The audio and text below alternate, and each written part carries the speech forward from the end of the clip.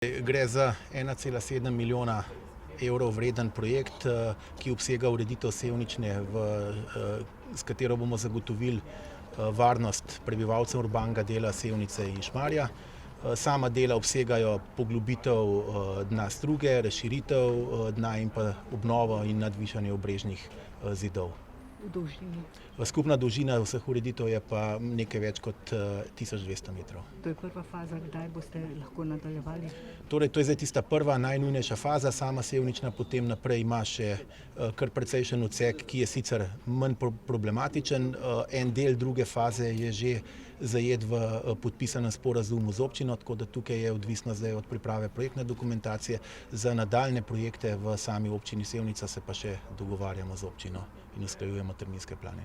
In ta vrednost 1,7 milijona je za prvo fazo? Ta vrednost je za prvo fazo. Kakšna časovnica? Torej, časovnica je do oktobra prihodnje leto, da se projekti zaključijo, oziroma da se sama izvedba gradbenih del zaključi. Direkcija je v celoti investitor? V tem delu občina je nastopila kot sofinancer s pripravo projektne dokumentacije, medtem ko zdaj sama gradbena dela financira direkcija.